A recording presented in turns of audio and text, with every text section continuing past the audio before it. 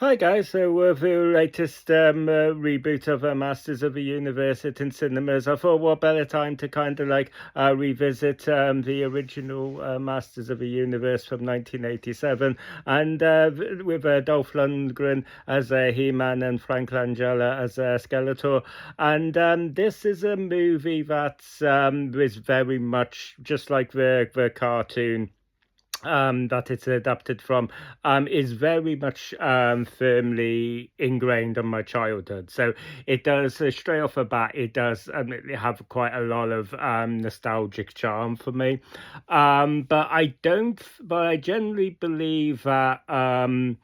It's not one of those movies that really just gets by purely on that nostalgia alone. I mean, this was a movie that was distributed by Canon. They had also done they had also bought Superman 4 and done Superman 4. That Superman 4 was another film that was very much ingrained in my childhood, and I thought that as well it was. Superman 4 was great as a child. Obviously I revisit now and I'm like, oh my god, it looks so awful, and the special effects and everything. Whereas here I don't think that you can say this about this film. I think this film really holds up actually really well, and the special effects hold up really well, and it still looks really quite good. I think it holds up really well. I mean, don't get me wrong, it is very 80s. I think you can say a lot about a lot of films that kind of came out in the 80s, and you can just sort of like look and you can go that could only have come out in the 80s. But yeah, this is very much very definitively 80s, so much so that it's almost sort of baked into not the plot but some of the story beats here. So basically we're basically just dropped right into the action with this movie, where He-Man has just lost this big battle with Skeletor, and basically he wants to basically just be Skeletor just wants to be kind of like this god, this ruler of the galaxy.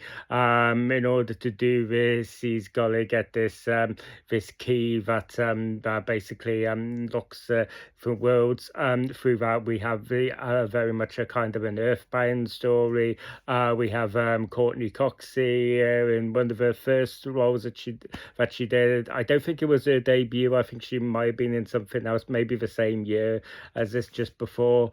But yeah, it was like a good like several years before obviously she became known as obviously Monica and Friends. So yeah, that's kind of like interesting. And yeah, just the way that this sort of plot with the key plays out. We got the fact that it's being mistaken by some people as being like this kind of like synthesizer, and then they end up having to kind of like play this notes on this, and the sound of it is just this the most 80s thing that ends up kind of like opening this like portal to between Eternia and Earth, and that. So yeah, it is just very probably the most 80s thing you're probably ever likely to see. But yeah, like I said, I do think that it generally the effects hold up really well. I think the costumes look really cool. I really like Frank Langella, especially as Skeletor here. Yeah, we basically have we have the headmaster Strickland from Back to the Future here as well. And although it's sort of like, I don't think it necessarily feels like his character is written this way. He basically, you can just sort of kind of take that role. You can take kind of, or should I say, the character of Headmaster Strickland from Back to the Future, and you can just sort of copy and paste his character into this, because it feels like it's just kind of like playing that same character. He's playing this this police officer who's just this very kind of like authoritarian type guy. So yeah, basically, yeah. So there's a lot of like I said, there's a lot of 80s fun to be had here. I don't think that it's a perfect movie. There is some like this movie does it did bomb at the box office when it first got released. It was heavily criticized by both fans and critics.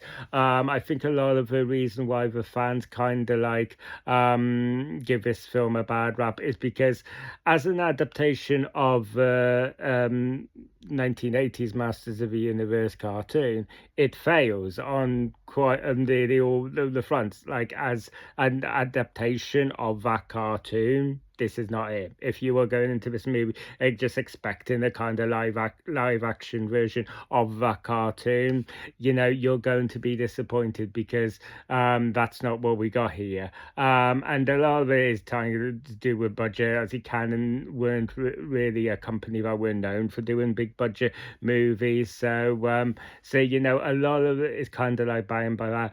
But honestly, guys, I think that if you are able to just sort of take this movie just as it is, as its own thing, as this 80s sci-fi fantasy film, I think it works really well.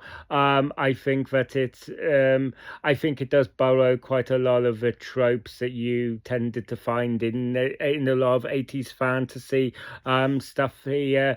We basically got a like a kind of like a dwarf like creature called Grildor, who is basically again just very very typical of kind of like the sort of like 80s fantasy characters that you would see in stuff like kind of like Willow or something like that.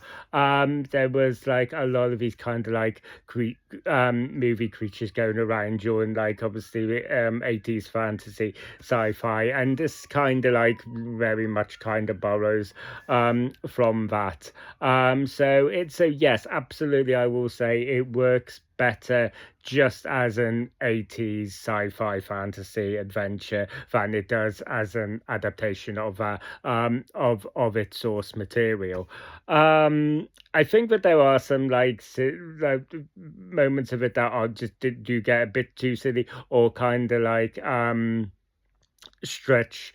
I mean, the film in itself, I think it kind of makes sense. It's one of those films that sort of makes sense within its own sort of logic kind of thing. But yeah, there are some like little beats where it doesn't, so where that fails. There's a point in sort of like just going into the final act where they kind of know that they have to get the key back into the hands of Skeletor. So we basically have Evil Lynn posing as Courtney Cox's character's mum to basically get the key kind of thing. And it's sort of like, and yeah, you just go, that's kind of silly. And even the way it's kind of like executed, it's kind of like, yeah, it doesn't sort of, it doesn't really do any real good job of kind of like provide an answer as to why she would so easily be able to be tricked by this. No one ever see what she's kind of like been exposed to throughout this movie, or what she's learned throughout this movie. Yeah, it just doesn't work. You go, well, that's silly. There's no kind of like reason why she would kind of like fall for that. So yeah, that doesn't like make a whole lot of sense. But on the whole, guys, like I said, I think the movie does still hold up really well. I really do. Just as its own thing. It's going into the final act. There's some really great like heroic little kind of like beats to it where basically He-Man is taken prisoner, and then he kind of like breaks free and he goes to like grab a sword, and Skeletor hits him with a lightning bolt. He jerks his hand away and he goes to grab it again. He but it gets hit by Skeletor's lightning again, jerks his hat back, and then he goes to grab it again. It's hit by the lightning again, but just kind of withstands the pain and just clutches at the sword and just rips it out and says, "I have the power!" And there's just those great, like, heroic kind of moments. I think the score to this is really good as well. I still really like the score to this movie as well. So yeah, like I said, guys, on the whole, I think that this is pretty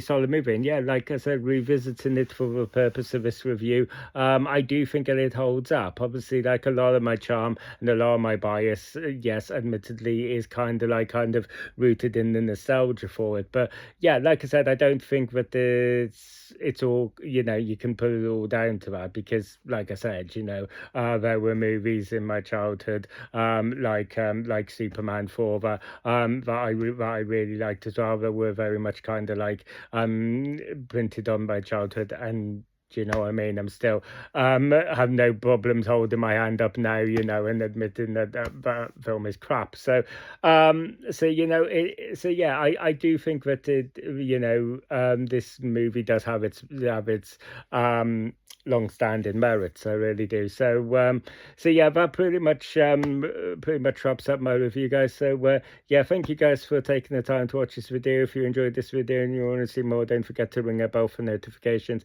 Don't forget to like and subscribe. Please feel free to let me know down in the comment section if you've seen the original Masters of the Universe, and if so, what are your thoughts on it? And give me that frame of reference. Are you somebody who was kind of like saying that as somebody who grew up with this movie and cartoon? Are you somebody who just kind of like discovered it more recently? All of that stuff, let me know down in the comment section. And as always, I will see you guys on the next video. You guys take care.